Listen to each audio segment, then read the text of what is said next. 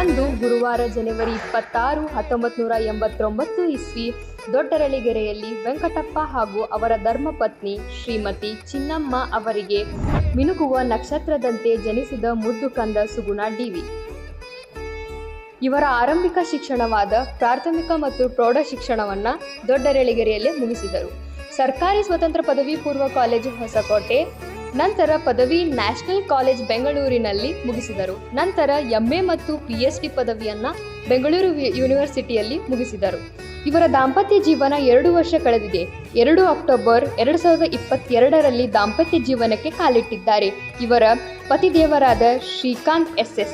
ಇವರ ಸಂತೋಷ ಜೀವನ ಹೀಗೆ ಮುಂದುವರಿಯಿದೆ.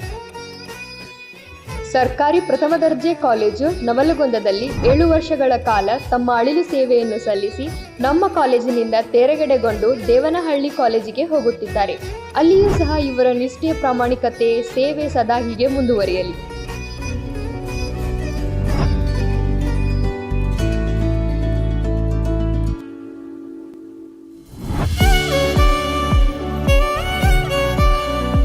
Hi Suguna. Hi Suguna, many congratulation. ವೈಯಕ್ತಿಕವಾಗಿ ನನಗಂತೂ ಇದು ಖುಷಿಯಾದ ವಿಚಾರ. Hi Abhi, firstly congratulations for your most emotive transfer. ನಿನಗೆ ಟ್ರಾನ್ಸ್ಫರ್ ಆಗಿರೋ ವಿಷಯ ನಮ್ಗೆ ಗೊತ್ತಾಗಬಾರ್ದು ಅಂತೇಳಿ ನನಗೆ ಸರ್ಪ್ರೈಸ್ ಕೊಡಬೇಕು ಅಂತ ನೀನು ಅಂದ್ಕೊಂಡಿದ್ದೆ. DV ಸುಗುಣ ಮೇಡಮ್ ನನಗೆ ಸಹೋದ್ಯೋಗಿ ಮಾತ್ರ ಅಲ್ಲ, ಅವರು ಅತಿ ಉತ್ತಮವಾಗಿರ್ತಕ್ಕಂಥ ಸ್ನೇಹಿತೆ ಆಗಿದ್ದರು. ನನಗೆ ನಮ್ಮೂರಿಗೆ ಬರ್ತಾ ಇದೆಯಾ ಅನ್ನೋ ವಿಷಯ ಕೇಳಿ ತುಂಬಾನೇ ಖುಷಿ ಆಯ್ತು. ಇನ್ಮೇಲಿಂದ ಈ ವಿಷಯ ಕೇಳಿ ನನಗೆ ತುಂಬ ಖುಷಿ ಆಯಿತು. Coming back to Bangalore. ಗೊತ್ತಾದ ತಕ್ಷಣ ನಿಜವಾಗ್ಲೂ ಖುಷಿ ಪಟ್ಟಿದ್ದೀನಿ.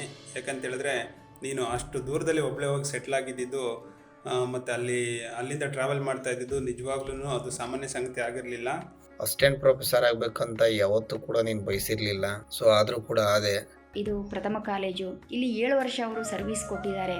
ಈ ಕಾಲೇಜು ಮತ್ತು ವಿದ್ಯಾರ್ಥಿಗಳ ಬಾಂಧವ್ಯ ಅವ್ರಿಗೆ ಏನು ಅನಿಸಿದೆ ಅಂತ ಹೇಳಿದ್ರೆ ಅದು ಅಗಲಿಕೆಯ ನೋವನ್ನು ಉಂಟು ಮಾಡಿದೆ ಅನ್ನೋದು ನನಗೆ ಪ್ರತಿದಿನ ನ್ಯಾಚುರಲ್ಸ್ ಐಸ್ ಕ್ರೀಮ್ ತಿನ್ಕೊಂಡು ನಮ್ಮ ಗಾಂಧಿ ಬಜಾರ್, ಜಯನಗರ ಅಡ್ಡಾದಲ್ಲಿ ಎಷ್ಟು ಸಲ ಬೇಕಾದರೂ ಓಡಾಡ್ಕೊಂಡಿರ್ಬೋದು.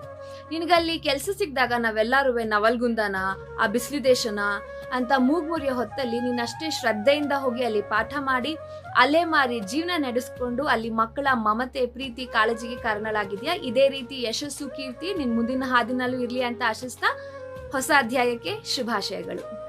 Just please come back soon. We will enjoy. Congratulations for your future life. All the best. ಮತ್ತು ನಿನಗೆ ಅಭಿನಂದನೆಗಳನ್ನು ಹೇಳ್ತಾ ಇದ್ದೀನಿ. ಆಲ್ ದ ಬೆಸ್ಟ್ ಗುಣ, ಒಳ್ಳೆಯದಾಗಲಿ.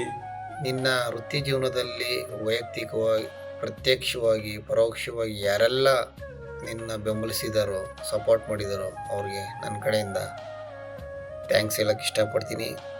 7 ವರ್ಷದ ಒಂದು ಸೇವೆ ಇಲ್ಲ ಸಲ್ಲಿಸಿದಾರಲ್ಲ, ಈ ಕಾಲೇಜು ಮತ್ತು ವಿದ್ಯಾರ್ಥಿಗಳು ಮತ್ತು ಸಹೋದ್ಯೋಗಿ ಮಿತ್ರರ ಈ ಬಾಂಧವ್ಯ ಸದಾ ಅವ್ರ ಜೊತೆಗೆ ಸಾಗಲಿ ಅಂತ ನಾನು ಕೇಳ್ಕೊಳ್ತಾ, ಅವ್ರಿಗೆ ಒಳ್ಳೆಯದಾಗಲಿ ಅಂತ ನಾನು ಹಾರೈಸ್ತಾ ನಾನು ಒಂದೆರಡು ಮಾತುಗಳನ್ನು ಮುಗಿಸ್ತೀನಿ.